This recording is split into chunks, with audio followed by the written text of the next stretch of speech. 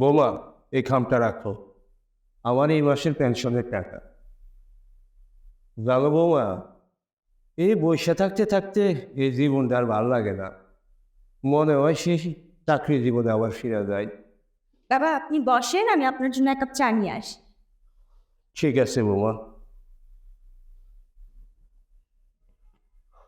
তা বড় বৌমা, আমার দাদু ভাই কই? দাদু ভাইরে তো দেখতেছি না। ও তো আপনি যাওয়ার পরপরই তো। জানো বৌমা, আমি আর দাদু ভাই অনেক কামের মধ্যে দুই, খালি খায় আর শুই। যাও মা।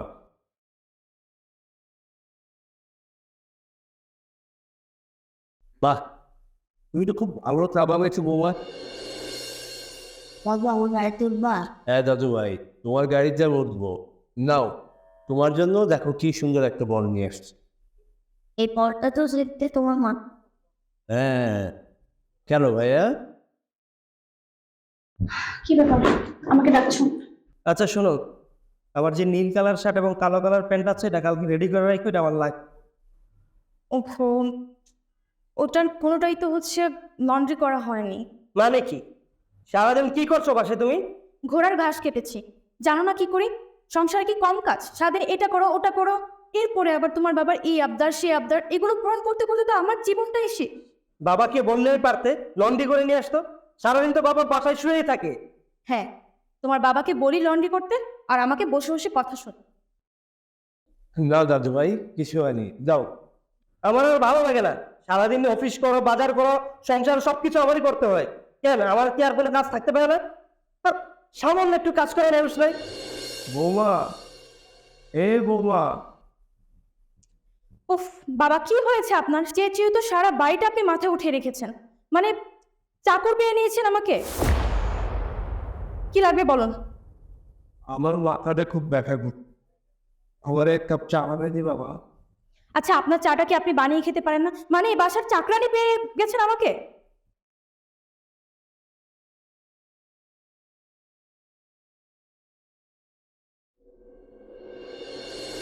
ভাবি, বলো। একটা কথা জিজ্ঞেস করার জন্য আসছিলাম।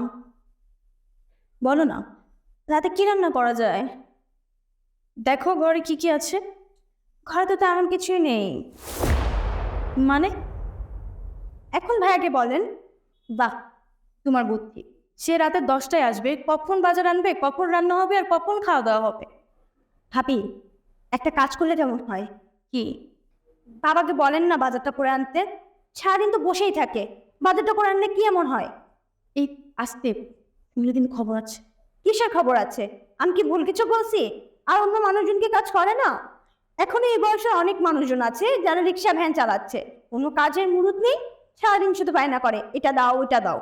বাচ্চাটা করতেও যদি কষ্ট হয় তাহলে কি করবেন তিনি? আরেকটা কাজ করুক, 4-5টা লোকরা এখানে, যারা ওনার সব আবদার পূরণ করবে, ওনার হাত পা টিপবে বসে বসে। ভালো লাগে না যত সব।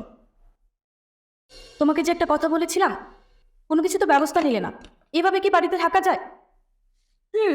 ঠিকই তো বলেছে ভাবি, এভাবে আর কয়দিন ভালো লাগে না ভাব। দেখো, তোমরা কোনো চিন্তা করো না, আমি বাবাকে নিয়ে একটা ডিসিশন নিয়েছি। বাবা আসুক, আমি বাবাকে বুঝিয়ে বলতেছি। কি ব্যাপার, তোমরা খাবার নিয়ে বসে আছো? বাবা তোমার জন্য ওয়েট করতেছি না, তোমাকে ছাড়া আমরা কিভাবে খাইবো? ঠিক আছে, তোমরা সবাই খাবার শুরু করো, আমি বসছি।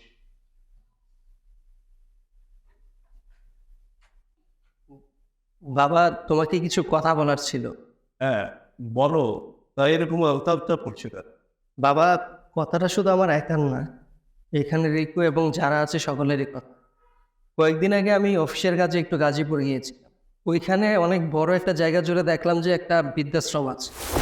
তাই আমরা ভাবছিলাম কি, তোমার তো বাবা অনেক বয়স আছে, তুমি তোমার শেষ বয়সটা যদি ওইখানে গিয়ে কাটাতে। দেখো বাবা, ওইখানে তোমার বয়সেও আরও অনেক মানুষ আছে, ওদের সাথে তুমি হেসে গেলে তোমার বাকি জীবনটা কাটাতে পারবে। তুমি এখানে অনেক ভালো থাকবে, আর আমরা মাঝে মধ্যে গিয়ে তোমাকে দেখে আসবো। তোমরা আমাকে নিয়ে এত কিছু ভাবো, এটা জেনে আমার খুব ভালো লাগে। রনি, তুমি যখন কলেজে পড়ো তখন তোমার মা মারা যায়।